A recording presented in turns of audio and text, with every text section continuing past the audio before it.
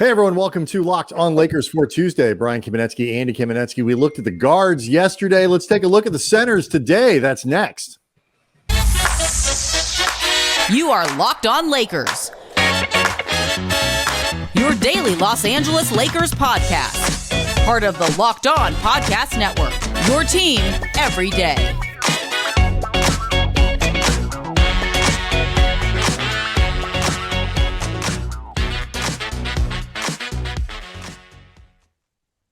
Thanks to everybody for making Locked on Lakers your first listen of every day, Monday through Friday, no matter how or where you get your podcasts. It's always free. It's never going to be behind a paywall. Locked on Lakers on YouTube is where you can go to watch the show, see us, hang out, most importantly, with almost 21,000 subscribers to the channel, all of whom, Andy, are just counting down the days until training camp begins. It is next week. We are in the home stretch of what has been a very long, very fun, and very productive offseason for the Lakers.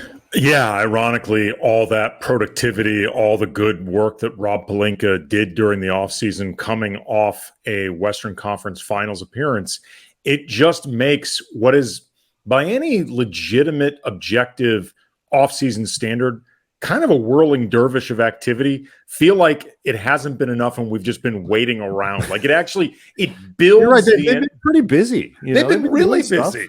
They've been really busy. They had an incredibly active offseason in terms of the guys that they retained, the free agents they brought in. You know, they waited until a few weeks ago to bring in Christian Wood. Which was helpful. I really do appreciate the way they spaced that out, and it gave us some August news. That's not normal. But I mean, that's a really high profile guy to bring in that late in the game. They extended Anthony Davis. They extended Jared Vanderbilt. Like they've been doing Austin Reeves to the World Cup. They've been doing a bleep ton of stuff, man. It just makes it feel like we've been waiting that much longer. If they'd sat around doing nothing, time would have flown by, apparently. Right. And also, too, it's just like, it is, again, a reminder. I know we talked a lot for Monday's show, Andy, about just sort of the comparison from last year to this year. And one more of those, like you're always excited for the season to start. There's always the promise that something cool is going to happen or whatever. But there was a little bit more of that sense of dread.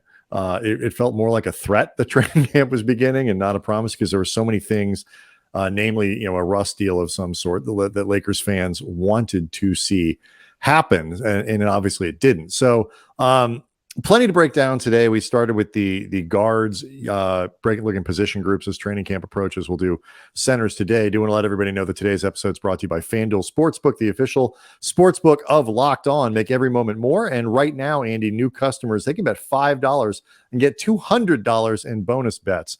Visit FanDuel.com/LockedOn to get started. You do not need to be a mathematician to know that is a pretty good deal.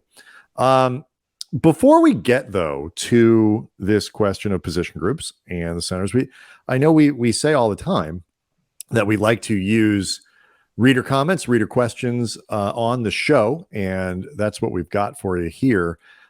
We have talked a lot about how Christian Wood is not a good fit for the starting lineup because it forces LeBron James to play a lot of small forward. I'm not saying you can never do it, but it's not an ideal lineup you want to be running with 25 minutes a night. It led to a good question on the YouTube page regarding some of our commentary about who he can play with. Right. And this came from Coconuts247. You keep saying LeBron can't play with Wood. That is so wrong. Let him start, and if it doesn't work, then you sit him down. There are so many advantages starting Wood. Mostly it gets Jackson Hayes more playing time. And I'm not going to read my entire response, but I said, to clarify, I never said LeBron, neither of us have said that LeBron can't play with Christian Wood. They obviously can play together, and I think actually Christian Wood as both a rolling and pick and pop option could be fantastic with LeBron as that primary playmaker. And obviously Christian Wood and Anthony Davis can play together. It's the three of them together that could be, I think, very difficult, because it likely forces LeBron into that non-ideal defensive spot at small forward, unless you're really looking to reconfigure the entire defense in ways that I don't think Right. Or the necessary. matchup, certain individual matchups. Maybe it But works. Maybe it's but 3 minutes a game. There's some sure. crossover. But as a way you're going to orient your lineup to where, your starting unit in theory plays together for, 18 to 23, 24 minutes or whatever that number is going to be on any given team, to orient your team to where LeBron is a small forward is, I will say, a risky proposition in year 21. Right. I also noted to Coconuts that I don't think starting Christian Wood necessarily opens up that opportunity for Jackson Hayes. Certainly not automatically. I think Jackson Hayes is going to have to find his way into the rotation and to prove that he should be a part of it, regardless of what the starting lineup is. I think it's actually pretty independent. Coconuts then responded, why do you insist on LeBron being the 3? If they all play together, he and Wood can switch depending on the opponent's personnel. It's obvious Wood should start. His offensive advantages trump whatever defensive liability you think there is, especially with Wood's fragile mentality, I guess, referring to some of the issues we've heard about with Christian Wood. They've been reported as well, like the idea of he sees himself as closer to a star player than a role player. I responded to Coconuts, I don't consider Wood to be an option guarding along the perimeter because that has typically been one of his weakest areas in terms of having to be that much more responsible for that many different parts of the defensive scheme, even though I think there's a possibility the Lakers could be switching more on defense in general because they now have the personnel just to be switchier, period. Again, I think putting Christian Wood in that type of position just to make him part of the starting unit, I just don't think really makes sense. Maybe I end up wrong, and if I am, great, whatever. It means things are going well. But I also there are a few things about that comment that I don't. First of all, I am not moving mountains to get Jackson Hayes in the lineup. I'm not. I think, like you say, I think he earns his way potentially into the lineup, and all that. But I also don't think you don't do stuff to preserve the ego of Christian Wood. Either, I'm not saying you got to go destroy him, you got to make life uncomfortable, you got to put him in and test him out like trial by fire. No, treat him professionally, but you don't. Again, in the same way, you don't want to tilt your defense to try to make. Either he is going to buy in and do what is asked of him, or he is not. Right. And the Lakers have an obligation to try to use him in the most constructive way possible, in a way that highlights Wood's skill sets and hopefully hides some of his weaknesses, which is why, by the way, people talk so much about why he's going to end up playing next to Anthony Davis. But you don't, there's a limit to that. And once you reach it, either he accepts the role or he doesn't. And, there are a lot of people think he won't, because that's why he was available as long as he was.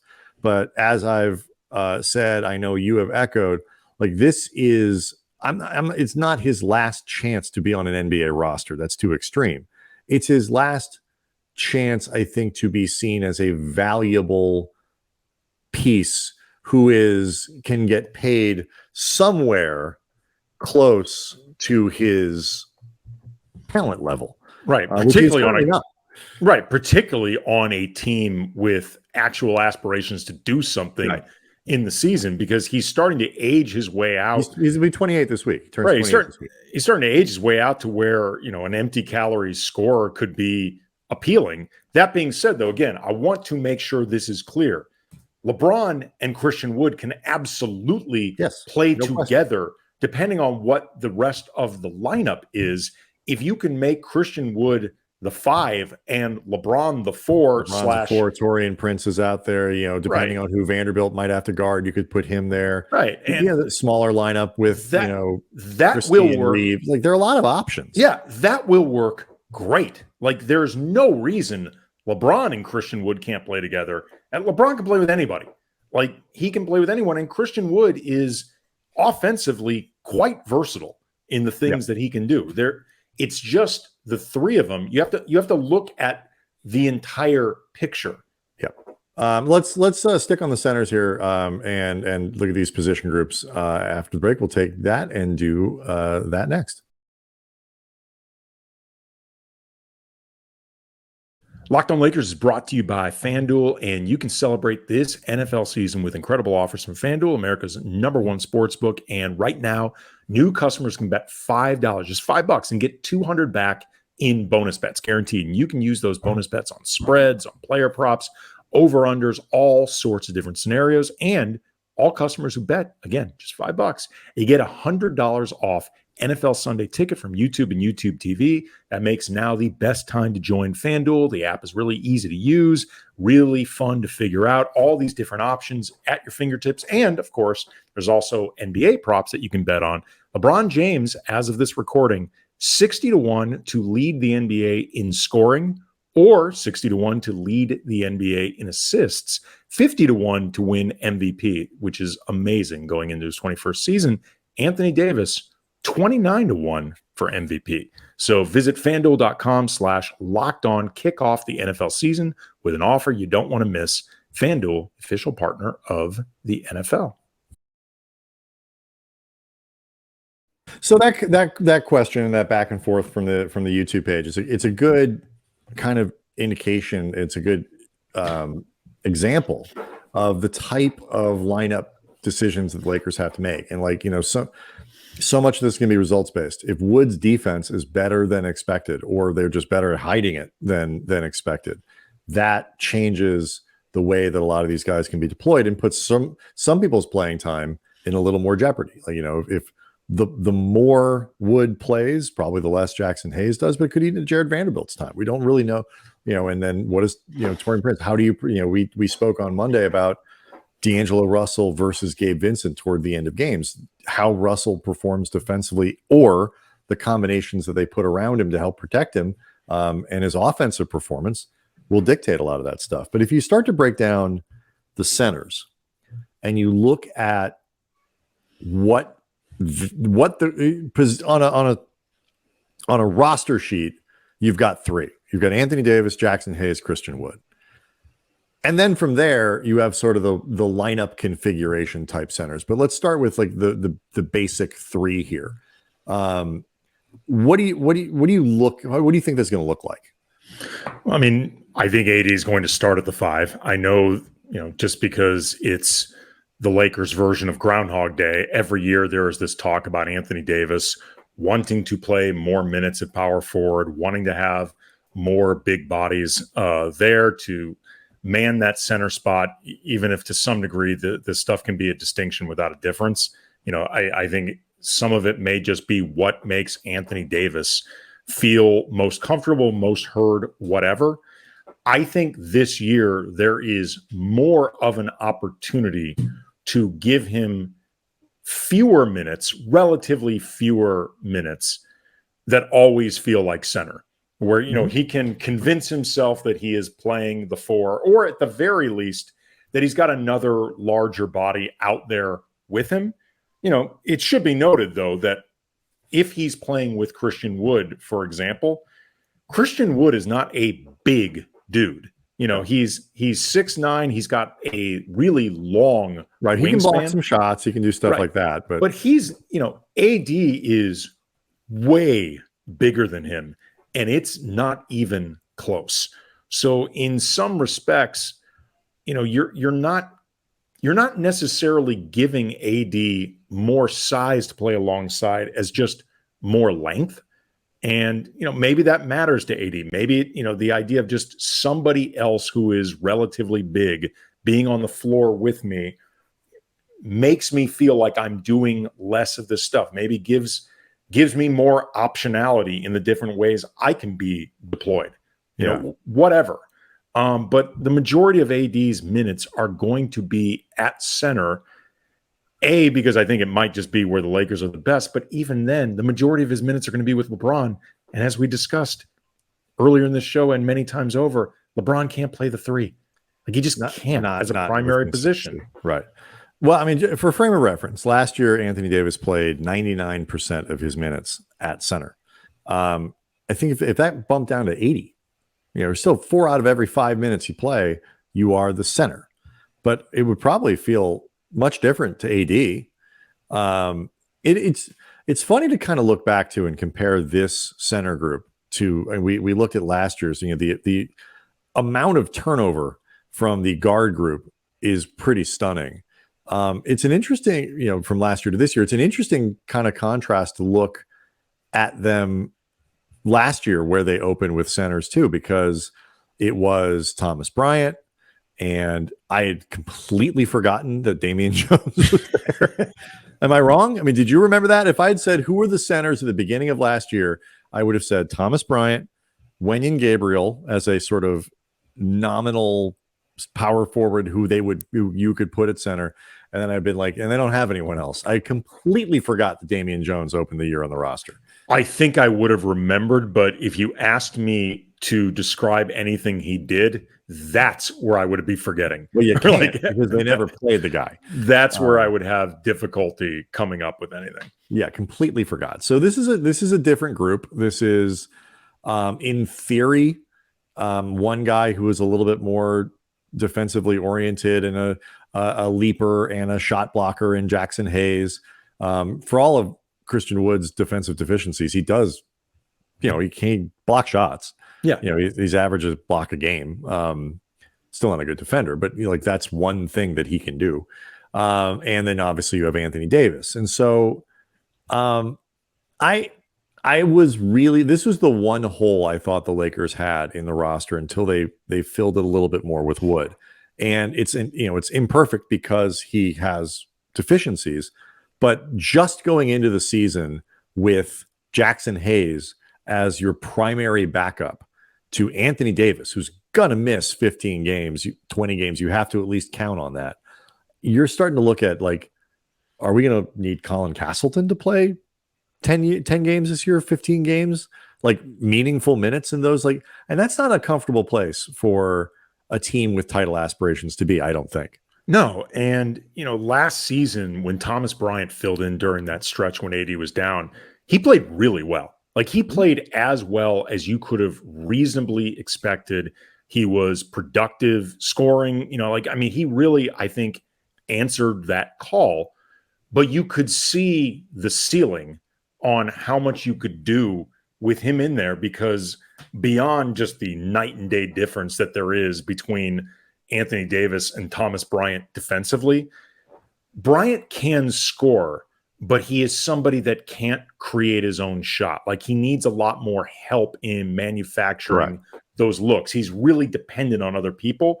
This is where I think Christian Wood as that, I think, most obvious fill-in if AD is out. Wood is going to start, assuming he holds up and he plays. Wood will start when Anthony Davis is out. That I cannot imagine that's not the plan. Right. Christian Wood is a much more dynamic scorer and a much more versatile scorer. He is somewhere that you can put him anywhere on the floor, and Christian Wood can find ways to put the ball in the basket. I think he is also, not that he's anybody discussed as a point forward, but I think he is probably a better passer than Thomas Bryant. He's somebody that can keep the offense moving a bit more than Thomas Bryant can. I think he's just more skilled offensively, period. So in that sense, during that period where AD is down, you're still going to miss the defense because there's arguably nobody in the league who can replicate what AD does defensively, much less on this team. Mm-hmm. But you're looking for ways to keep those margins from shrinking as much as possible. And I think Christian Wood being a better overall offensive player than Thomas Bryant, again, even acknowledging Bryant played as well as you could have reasonably expected. Right. I think Wood can make a difference there. He could. And I think, Bryant, it's important to remember Bryant's a bad defender too. And so he's probably a worse defender than Christian Wood. Maybe. If nothing else, I don't know. I mean, honestly, I don't know, but he's not good. Here's where I think Wood, it's all relative. Wood might be better.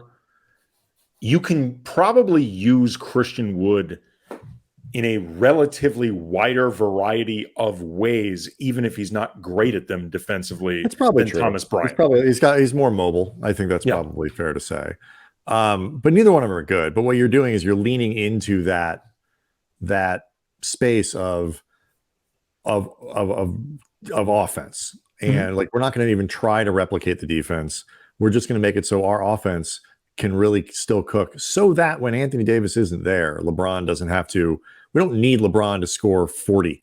He can continue to lift the same load offensively with his points. You can lean a little bit more into Reeves. You can lean a little bit more into D'Angelo Russell. Maybe Rui picks it up a little bit.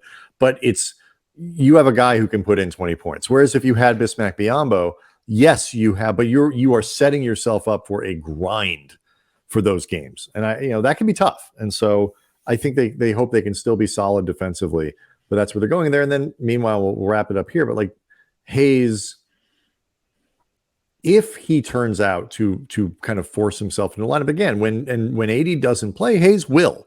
Even if there's not a natural spot for him to play when everybody's healthy, in those games that Davis isn't available, Jackson Hayes will play. He's going to get a chance to contribute. And if he can show that he can make some of the growth and inconsistency that they didn't see in New Orleans, okay, now you've got a lot of options because you do have a guy who's a little bit more of a natural shot blocker. So let's take a break here. We can finish this up and we'll get into the last question that we were sent through the YouTube page. Do all of it next.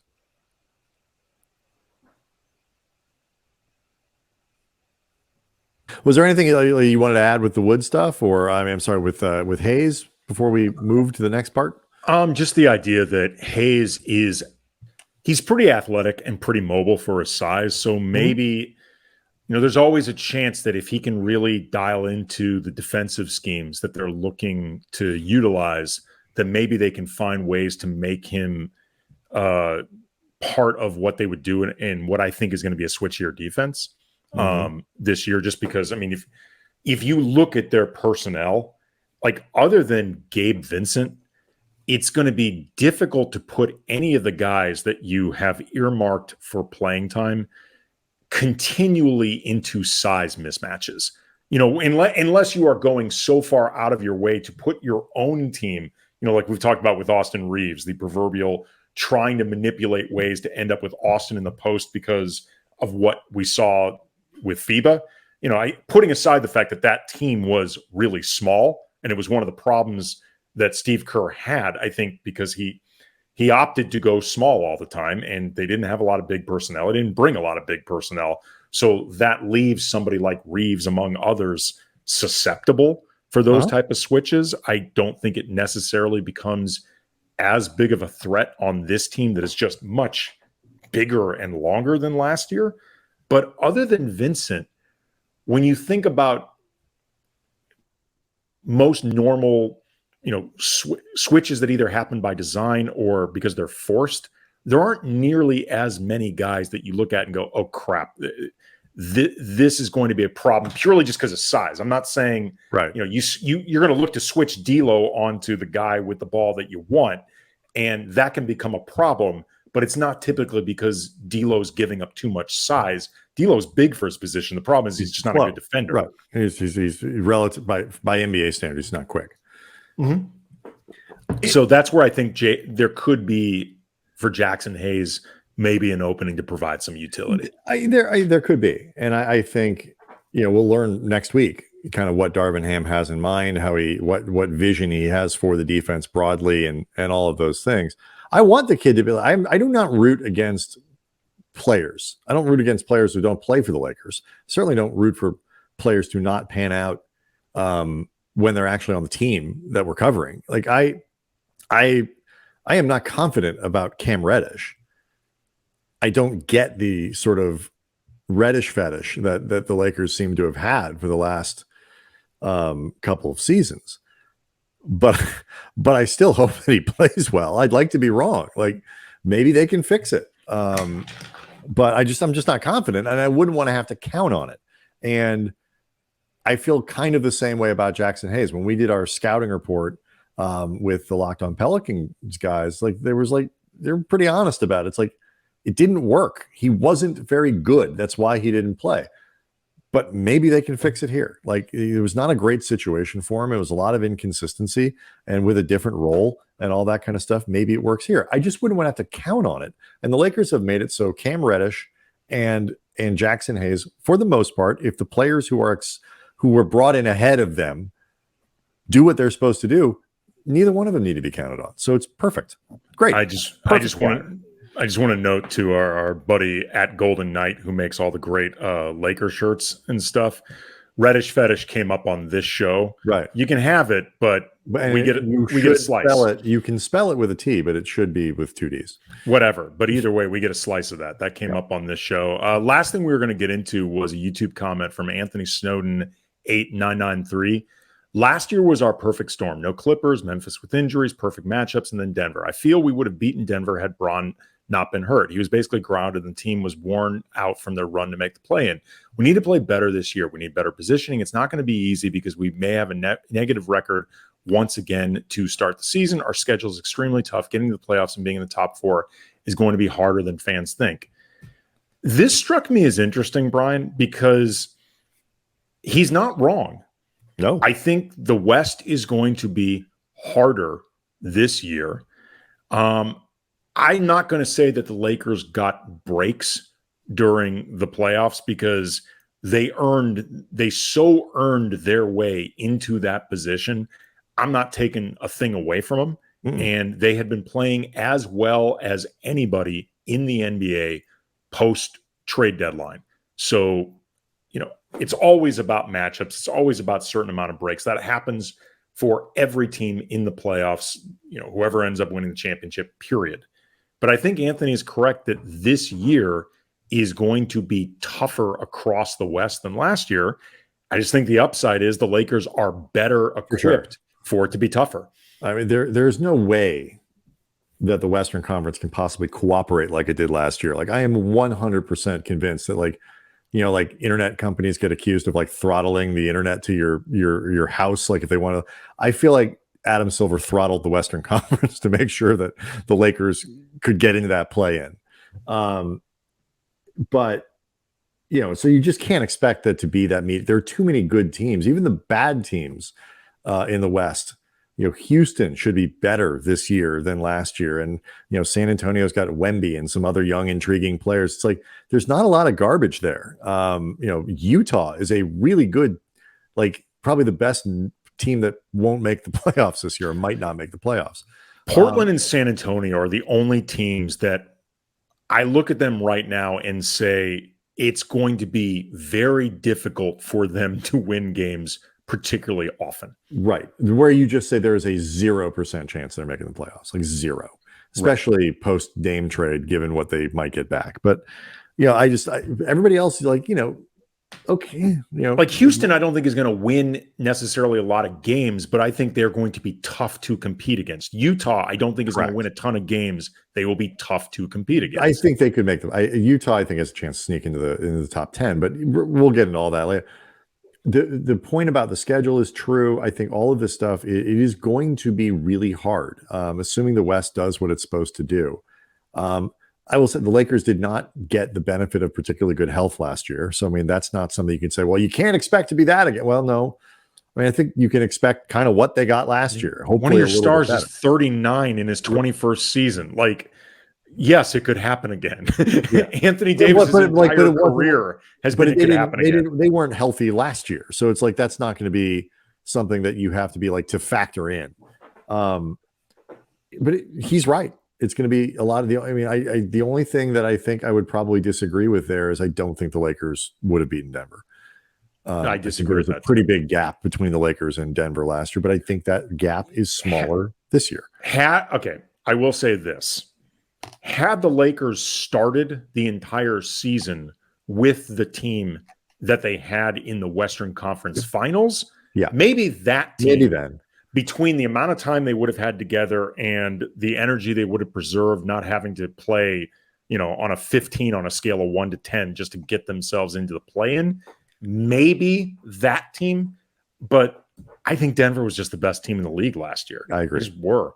I will say this. Anthony Snowden, and Not sure it's the validation for this sort of thing he's looking for. I still maintain that if Anthony Davis wasn't hurt the year before, the Lakers would have beaten the Suns. So there you go. That's your your revising of history there. But I am so excited about the Western Conference this year. I realize it's going to make it a grind for the Lakers, but there are so many fun teams to watch, and like even the teams that I don't know what Minnesota's going to be, but I'll tune in to find out. Like, look, it's going to be a grind to watch Anthony Edwards. It's going to be a grind for the Lakers, but it's going to be a grind for all those other teams too. I last week, and go at least from me, I was on Spectrum Sportsnet, the Lakers television partner, doing one of the panel shows, Access Lakers, and I said I would be surprised if more than two teams won 50-plus games. It wouldn't shock me if only one did. Yeah, I think teams are just going to be cannibalizing each other for wins. It can be really hard. Crabs in a bucket. Mm-hmm. Locked On Lakers on YouTube is where you can go to see the show, hang out. Looking for we got scheduled to have Dan Wakey from the LA Times join us this week. Still endeavoring to get last week's guest to get back on this week, but we'll see how that goes. And join in the fun. Leave us questions. Leave us comments. See everyone tomorrow.